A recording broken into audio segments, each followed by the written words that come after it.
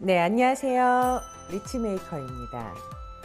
이번 12.16 부동산 대책은 이 집값 잡기와 더불어 보유세와 양도소득세, 이 과세를 강화하겠다는 거죠.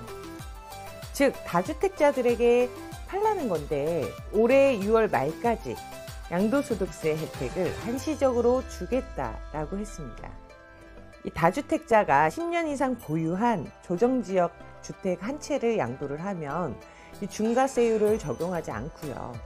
장기보유 특별공제를 적용하겠다는 거고, 이 장기보유 특별공제는 양도차익에서 이 공제가 되면서 최대 15년 이상 보유를 했다면 이익의 30%를 공제할 수 있습니다. 이 주택을 팔려고 해도 막막한 양도소득세 부담을 가졌던 분들에게는 6월 말까지 이 줄구멍이라도 생긴 건데요. 예를 들어 강남 아파트를 내가 7억에 사서 30억에 팔면 양도 차익은 23억인데 6월 말까지 팔면은 이 양도 차익의 30%인 6억 9천만 원을 받을 수 있습니다. 이럴 경우에 과세 표준은 16억 1천만 원이고 양도소득세는 지방세를 포함해 7억 4백만 원이죠. 그런데 이 장기보유 특별공제를 받지 못했을 경우 양도소득세는 10억 3천만 원으로 훌쩍 이 배 가까이 뛰는 겁니다. 이 시세 차익이 세금으로 다 나가게 되는 건데, 그래서 요즘 이 절세 문의를 굉장히 많이 주세요. 부자 3대 못 간다라는 옛말 아시죠? 이 과거에는 부모가 어렵게 재산을 모아놓더라도 자식대에서 모두 써버려 탕진한다는 뜻이었지만, 현대에는 상속재산은 많지만 어마어마한 상속세 때문에 3대를 못 간다는 뜻으로 쓰이고 있습니다. 특히 상속재산이 부동산, 비상장 주식, 가지급금 등 이 비연금성 자산일 경우에 더더욱 그렇고요. 상속재산이 30억이 넘었을 시에 상속세만 50%를 내게 되는데, 특히 비상장 주식은 세금만 내지 팔지도 못하기 때문에 더더욱 조심하셔야 합니다. 빚을 물려주는 유언 또한 인정되지 않고요. 예를 들어서 아버지 재산이 30억이고 자녀가 5명이라 각각 6억씩 상속이 된다면 이 6억에 대한 세금이 아니라 총 30억에 대한 상속세가 부과되는 거거든요. 그리고 자동 전산 시스템으로 10년 전 증여한 것까지 요즘엔 또 다 나오고요.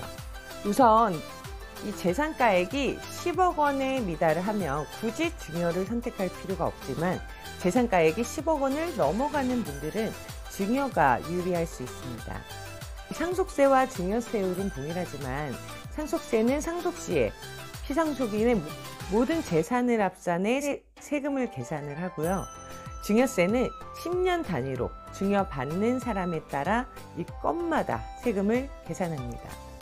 재산이 많은 분들은 한 40에서 50%의 상속세율이 적용되지만, 이 일부분을 일찍 사전 증여를 할 경우에는 10%에서 40% 세율로 절세하기 때문인데, 이처럼 이제 증여를 하는 이유는요. 첫 번째, 상속세의 경우 전체 과세, 그리고 증여세는 받은 재산에 대해만 과세하기 때문이죠. 그리고 두 번째, 아까 말씀드렸듯이 재산가액이 10억 원 이상이라면 증여가 훨씬 유리합니다. 배우자에게 6억 원 이하, 성인 자녀의 경우 5천만 원 이하는 증여세를 면제받기 때문이고요. 세 번째, 이 증여 시점은 선택이 가능하죠. 하지만 상속 시점은 선택이 불가능합니다. 갑작스러운 사고나 질환으로 이제 상속을 받을 경우에 여러 가지 문제가 발생할 수 있고요. 네 번째, 이 상속의 경우는 배우자와 자녀에게만 가능하죠. 근데 증여는 손주와 며느리까지 가능하기 때문에 이 재산 가치가 오를 것 같은 부동산이나 주식은 5년 전에 5억이었고 9년 후에 9억이 돼도 증여하는 시기의 과표로 증여세가 매겨지기 때문입니다. 그래서 이제 부동산이나 주식으로 증여를 많이 하는 이유죠. 그리고 증여세는 현재 증여 시점을 기준으로 소급하기 때문에 10년 이내 동일한 증여자로부터 받은 가액은 다시 합산을 해서 정산을 해야 하는데, 예를 들어 이제 상속과 증여를 비교를 하면은 상속공제 같은 경우는 배우자 공제 5억 원과 그리고 일괄공제 5억 원 등 총 10억 원이 가능하고요. 증여 같은 경우는 배우자로부터 증여받은 경우에 6억 원의 공제가 가능합니다. 그리고 직계존속으로부터 이제 성인인 자가 받은 경우에는 5천만 원, 미성년자는 2천만 원이고요. 기타 친족으로부터 받은 경우에는 1천만 원이 공제 가능합니다. 상속은 6개월, 증여는 3개월 이내에 신고를 해야 하는데 상속세를 신고한 이후에 또 다른 재산을 분배를 받으면 증여세를 추가로 내야 하는 것도 알아두시면 좋고요. 상속일 10년 이내에 받은 증여는 이 같은 상속세를 내지만 기준이 다르거든요. 이 현재 시가가 올랐더라도 증여받은 당시 가치로 계산을 해서 상속세를 내는데 같은 재산을 상속을 받았을 경우에는 이 오른 시가만큼 상속을 내게 됩니다. 그리고 요즘 부담부 증여라는 거 많이 하세요.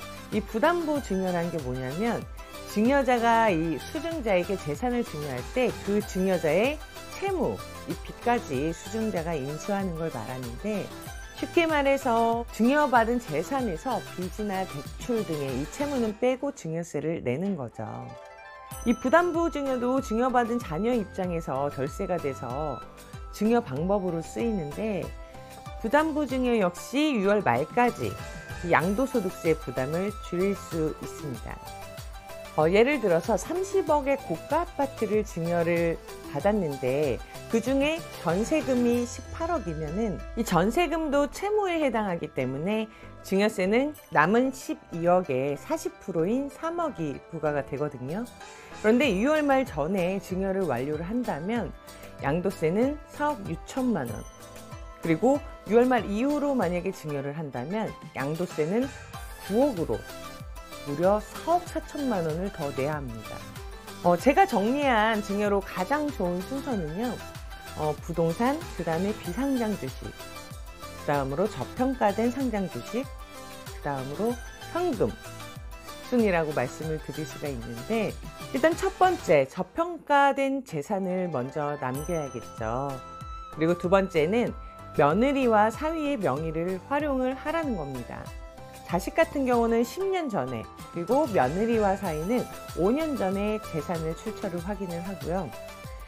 세 번째, 빚도 같이 넘겨줘라. 무슨 얘기냐면 앞서 말씀드린 이 부담부 증여 같은 경우엔 대출을 뺀 나머지 금액만 증여하게 되니까 자녀가 내는 세금보다 아버지가 내는 양도세가 더 적게 되는 겁니다. 그리고 네 번째, 공제세도 아는 만큼 덜 낸다. 보유세 부담 때문에 요즘 주택을 처분할지 증여할지는 상황에 맞게 판단을 해야지만 전문가의 도움도 받으셔서 현명한 판단하시기 바랍니다. 당신이 부자가 되는 그날까지.